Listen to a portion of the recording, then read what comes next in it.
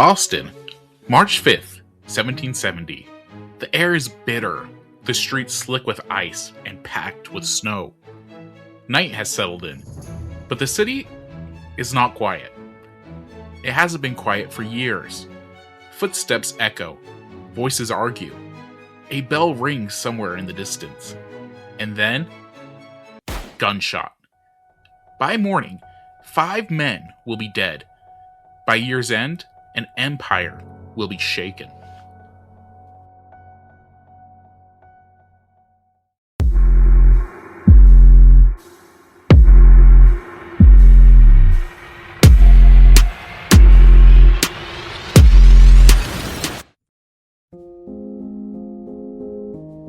To understand the Boston Massacre, you have to understand Boston before the shooting. Since 1768, British troops had been stationed in the city. Officially, they were there to keep order. Unofficially, they are there to enforce unpopular laws, taxes passed by Parliament to pay for Britain's wars. To the people of Boston, these laws feel like punishment without representation. To the soldiers, Boston feels hostile. Jobs are scarce. British soldiers paid little, take side work, competing with local labor. Fights break out in taverns. Insults are traded in the streets. Boston is a powder keg. All it needs is a spark.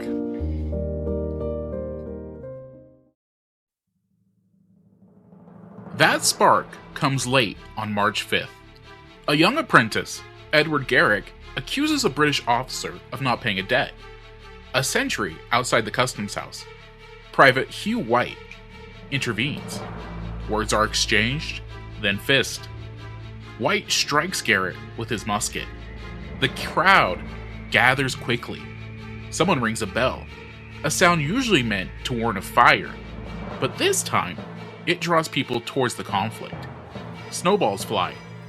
So do insults. Bloody lobster, a slur for British soldiers. White calls for backup. Captain Thomas Preston arrives with 7 soldiers.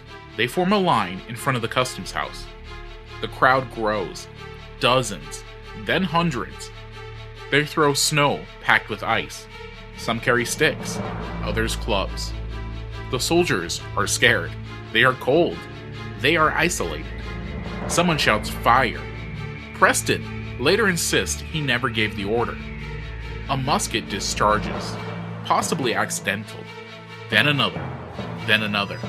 In seconds, chaos replaces noise. 11 colonists are hit. 5 will die. Crispus Attucks, a dock worker from Africa and native descent, is shot twice and falls first. Samuel Gray dies instantly. James Caldwell is killed by a shot through the back.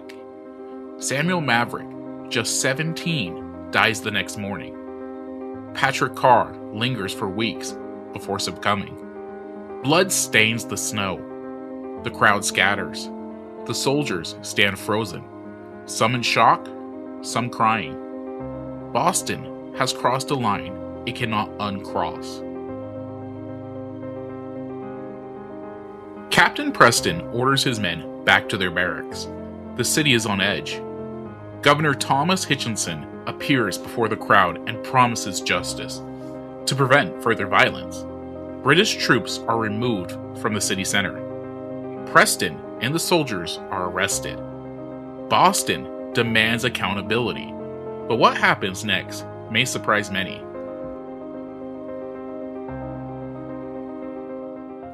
The soldiers are put on trial for murder, and they are defended by John Adams, a future president and committed patriot.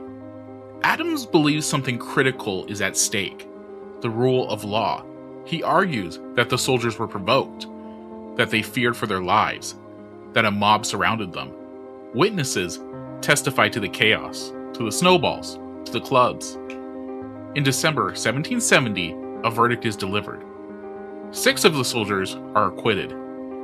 but 2 are convicted of manslaughter and branded on the thumb. Justice, Adam writes later, must not bow to rage, but there must be justice.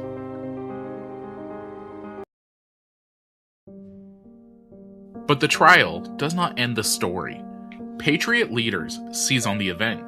Paul Revere produces engravings, exaggerated, dramatic, showing soldiers firing information on innocent civilians. It spreads across the colonies. Pamphlets are printed. Speeches are made. This event is given a name, the Boston Massacre. It becomes propaganda, a symbol of tyranny, and symbols matter. The Boston Massacre does not start the American Revolution, but it changes something fundamental. It hardens attitudes. It turns political resistance into moral outrage. It gives the Patriot movement martyrs, and a story powerful enough to unify anger across the colonies. 5 years later, shots will be fired at Lexington and Concord. By then, no one will believe compromise is possible. The Boston Massacre was not inevitable. It was born from tension, fear, miscommunication, and pride.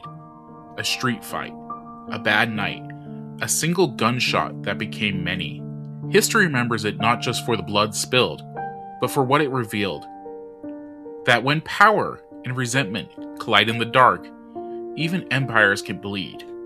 And that when the government decides to kill, revolutions start.